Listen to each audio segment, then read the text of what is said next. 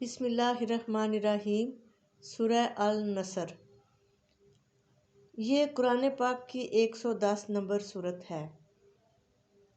نام: پہلی آیت اذا جاء نصر اللہ کے لفظ نصر کو اس سورہ کا نام قرار دیا گیا ہے۔ زمانہ نزول: حضرت عبداللہ بن عباس کا بیان ہے کہ یہ قرآن مجید کی آخری سورت ہے۔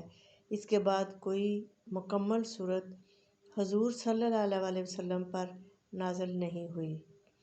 حضرت عبداللہ بن عمر کی روایت ہے کہ یہ سورت آخری حج کے موقع پر ایام تشریق کے وسط میں بمقام منی نازل ہوئی اور اس کے بعد حضور نے اپنی اونٹنی پر سوار ہو کر اپنا مشہور خطبہ ارشاد فرمایا۔ آپ نے جو خطبہ ارشاد فرمایا اس میں آپ نے کہا، لوگو جانتے ہو یہ کون سا دن ہے؟ لوگوں نے عرض کیا، اللہ اور اس کے رسول کو زیادہ علم ہے۔ فرمایا، یہ ایام تشریق کے بیچ کا دن ہے۔ پھر آپ نے پوچھا، جانتے ہو یہ کون سا مقام ہے؟ لوگوں نے عرض کیا، اللہ اور اس کے رسول کو زیادہ علم ہے۔ فرمایا، یہ معشر حرام ہے۔ پھر حضور نے فرمایا کہ میں نہیں جانتا، شاید اس کے بعد میں تم سے نہ مل سکوں۔ خبردار رہو، تمہارے خون اور تمہاری عزتیں ایک دوسرے پر اسی طرح حرام ہیں جس طرح یہ دن اور یہ مقام حرام ہے، جہاں تک کہ تم اپنے رب کے سامنے حاضر ہو اور وہ تم سے تمہارے اعمال کے بارے میں سوال کرے۔ سنو، یہ بات تم میں سے قریب والا دور والے تک پہنچا دے، اور سنو، کیا میں نے تمہیں پہنچا دیا؟ اس کے بعد جب ہم لوگ مدینہ واپس ہوئے تو کچھ زیادہ دن نہ گزرے تھے کہ نبی پاک صلی اللہ علیہ وسلم اپنے رفیق اعلیٰ سے جا ملے۔ ان دونوں روایتوں کو ملا کر دیکھا جائے تو معلوم ہوتا ہے کہ سورہ نصر کے نزول اور نبی پاک صلی اللہ علیہ وسلم کی وفات کے درمیان 3 مہینے کچھ دن کا فاصلہ تھا، کیونکہ تاریخ کی روح سے آخری حج اور حضور کے وصال کے درمیان اتنا ہی زمانہ گزرا تھا۔ ابن عباس کا بیان ہے کہ جب یہ سورہ نازل ہوئی تو حضور نے فرمایا، مجھے میری وفات کی خبر دے دی گئی ہے اور میرا وقت آن پورا ہوا۔ دوسری روایت جو حضرت عبداللہ بن عباس سے منقول ہوئی ہے اس میں بیان کیا گیا ہے کہ اس سورت کے نزول سے حضور نے یہ سمجھ لیا تھا کہ آپ کو دنیا سے رخصت ہونے کی اطلاع دے دی گئی ہے۔ اب اس سورہ کے ترجمے پر ایک نظر۔ جب اللہ کی مدد آ جائے اور فتح نصیب ہو جائے اور اے نبی تم دیکھ لو کہ لوگ فوج در فوج اللہ کے دین میں داخل ہو رہے ہیں تو اپنے رب کی حمد کے ساتھ اس کی تسبیح کرو اور اس سے مغفرت کی دعا مانگو، بے شک وہ بڑا توبہ قبول کرنے والا ہے۔ فتح سے مراد کسی ایک معرکے میں فتح نہیں بلکہ وہ فیصلہ کن فتح ہے جس کے بعد ملک میں کوئی طاقت اسلام سے ٹکر لینے کے قابل باقی نہ رہے اور یہ امر واضح ہو جائے کہ اب عرب میں اسی دن کو غالب ہو کر رہنا ہے۔ بعض مفسرین نے اس سے مراد فتح مکہ لی ہے، لیکن فتح مکہ 8 ہجری میں ہوئی ہے اور اس سورہ کا نزول 10 ہجری کے آخر میں ہوا ہے۔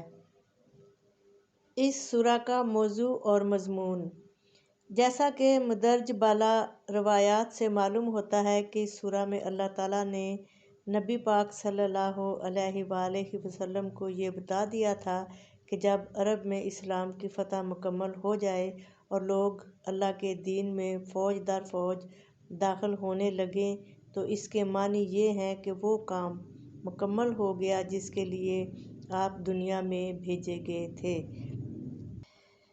اس کے بعد آپ کو حکم دیا گیا کہ آپ اللہ کی حمد اور اس کی تسبیح کرنے میں مشغول ہو جائیں کہ اس کے فضل سے آپ اپنا بڑا کام انجام دینے میں کامیاب ہو گئے ہیں، اور اس سے دعا کریں کہ اس خدمت کی انجام دہی میں جو بھول چوک یا کوتاہی بھی آپ سے ہوئی ہو اسے اللہ سبحانہ و تعالیٰ معاف فرما دے۔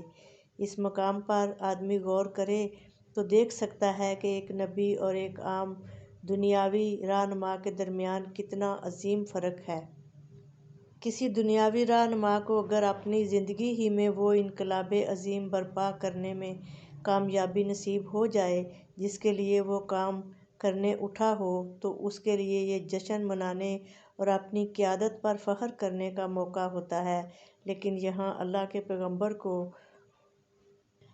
ہم دیکھتے ہیں کہ اس نے 23 سال کی مختصر مدت میں ایک پوری قوم کے عقائد، افکار، عادات، اخلاق، تمدن، تہذیب، معاشرت، معیشت، سیاست اور حربی قابلیت کو بالکل بدل ڈالا اور جہالتوں میں ڈوبی ہوئی قوم کو اٹھا کر اس قابل بنا دیا کہ وہ دنیا کو مسخر کر ڈالے اور اقوام عالم کی امام بن جائے۔ مگر ایسا عظیم کارنامہ اس کے ہاتھوں انجام پانے کے بعد اسے جشن منانے کا نہیں بلکہ اللہ کی حمد اور تسبیح کرنے اور اس سے مغفرت کی دعا کرنے کا حکم دیا گیا ہے، اور وہ پوری عاجزی کے ساتھ اس حکم کی تعمیل میں لگ جاتے ہیں۔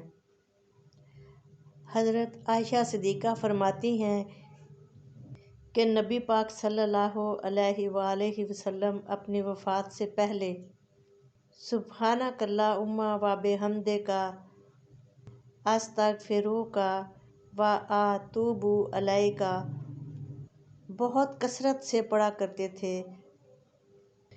حضرت عباس کا بیان ہے کہ اس سورت کے نازل ہونے کے بعد حضور صلی اللہ علیہ وآلہ وسلم آخرت کے لیے محنت و ریاضت کرنے میں اس قدر شدت کے ساتھ مشغول ہو گئے تھے جتنے اس سے پہلے کبھی نہ ہوئے تھے۔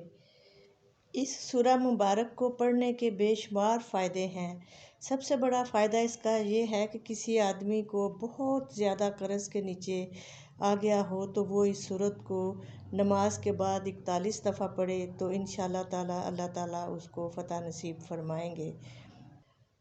اور اس کا 2 نمبر فائدہ یہ ہے کہ کوئی دشمن آپ کو تنگ کر رہا ہو، بہت پریشان کر رہا ہو تو نماز عشاء کے وقت اس کو پڑھیں آپ اور اللہ تعالیٰ سے دعا فرمائیں تو انشاءاللہ وہ دشمن آپ سے دفع ہو جائے گا۔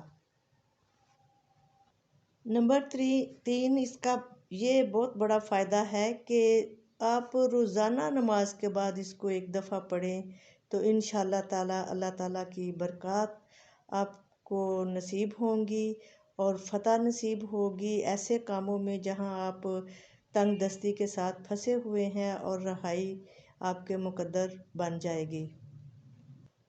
اور اگر آپ بے یار و مددگار ہیں، کوئی آپ کا والی وارث نہیں ہے تو اس کو باوضو ہو کر نماز کے بعد 3 دفعہ پڑھیں تو اللہ پاک آپ کی مدد فرمائیں گے اور انشاءاللہ آپ کے چھوٹے ہوئے سہارے، آپ کے روٹھے ہوئے سہارے سب آپ کے پاس آنا شروع ہو جائیں گے۔ یہ سورت دشمنان وطن کے لیے بہت مفید ہے۔